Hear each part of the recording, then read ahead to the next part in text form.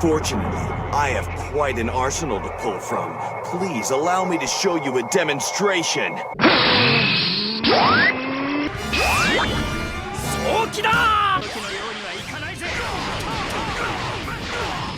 Hey everyone, this is Poohead189, and originally I wanted to make a video on the Namekians, but I'm currently finding clips for the intro, so instead I'll make a shorter video today on one of the lesser known yet strangely popular techniques of the series, called the Spirit Ball or the Sokidan.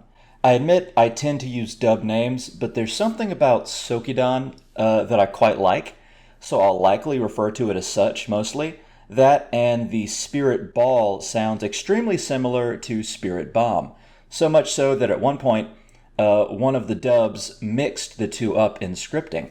Not the Funimation dub, but a different one. So I will predominantly refer to it as the Sokidan in the video, with a few small exceptions perhaps, but let's get down to it. The Sokidan, as most of you likely already know, was a technique created by Yamcha during the 3 years of training after King Piccolo was destroyed. Introduced in chapter 175 of the manga. In the original run of the manga, the technique was seen only once. In filler, Yamcha has used it a couple of times, and Yamcha does use it in Yo, Son Goku and His Friend's Return, as well as Dragon Ball Z Movie 3, Tree of Might. But for manga fans and those who have seen Dragon Ball and then only Kai, it's true the Sokidan was really only used once, when it was introduced. But despite that, it's considered one of Yamcha's signature moves and is quite popular amongst the fanbase, particularly in the games. There is a small but vocal portion of the fandom that makes Yamcha out to be kind of a joke, and I definitely disagree with that, as Yamcha is one of my favorite characters. But whatever your opinion of him, he has and creates very powerful and honestly pretty badass moves. During the 23rd tournament, it was clear when everyone had arrived they had reached new peaks of power.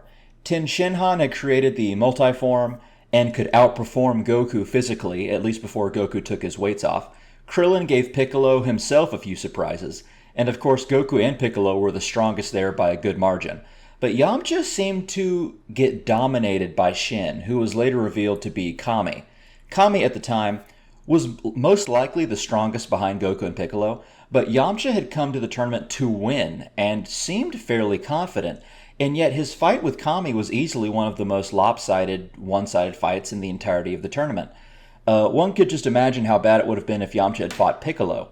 Though I will say, while there was a disparity in power, Kami outclassing Yamcha was mostly to showcase how much of a master he was rather than Yamcha's ineptitude.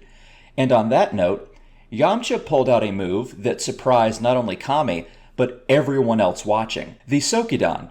And though ultimately Kami ended up winning, Yamcha managed to actually bloody Kami, which was no small feat. During the fight, Yamcha was dominated physically, and so it's clear that, unlike his peers, Yamcha focused less on increasing his physical strength and more on an aspect of training he could even have been said to have mastered, and that is ki manipulation and ki control.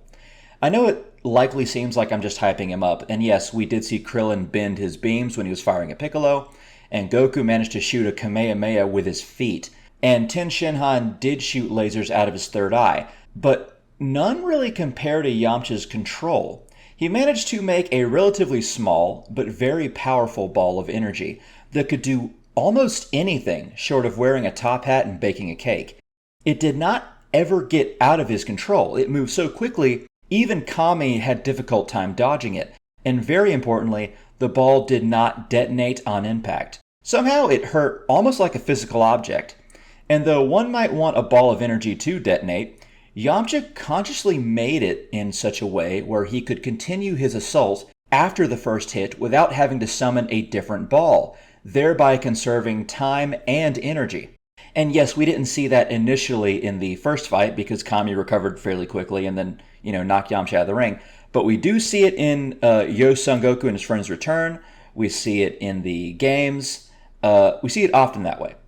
Although, curiously enough, in Tree of Might, it did just hit his opponent and then detonate. Also, you should note that in Yo, Son Goku and His Friend's Return, the Sokidan causes the debris itself that it's hitting to explode.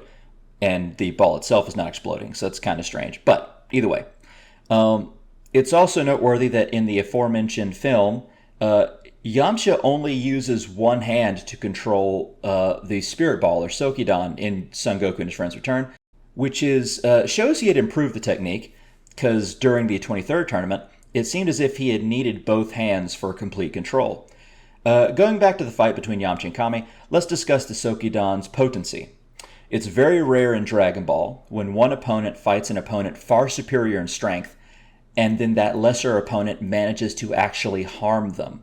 Now, there are times when a fighter lets someone harm them, like Ascended Super Saiyan Vegeta allowing Semi-Perfect Cell to hit him, and it's not impossible to knock away an immensely powerful opponent if they are distracted, like Piccolo kicking Frieza to keep him from disrupting Goku's Spirit Bomb. Kami, however, unlike others that are hit by surprise, was wounded and bloodied from the exchange, which shows this technique was far more powerful than other techniques of its level, letting Yamcha briefly fight above his weight class, much like how the Wolfang Fist or Roga Fufukin kind of does as well.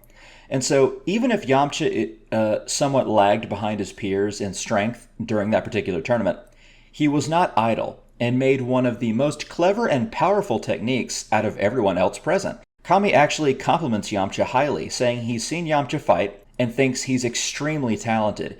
Kami just happens to be much more powerful at the time. But Yamcha should surpass him quickly, which of course he does just before the Saiyans arrive. It's also heavily implied, or at least heavily likely, that when Yamcha defeated the first Cybermen and offered to fight the rest, he was likely going to use the Sokidan to fight them, as it would be the perfect technique to utilize in that situation. And yes, I did say defeat, because Yamcha was one step ahead of the Cybermen during the entirety of the fight. The Beast did not land a single blow on Yamcha, which was why it had to resort to a kamikaze attack when Yamcha's back was turned. So Yamcha handily defeated it. But that is a topic for another video. For now, I believe that is all the information I can provide. Thanks everyone for the views. I hope you enjoyed the video. Remember to like, subscribe, and comment so I can keep making these. And have a Merry Christmas and Happy Holidays, everybody. Okay, thanks.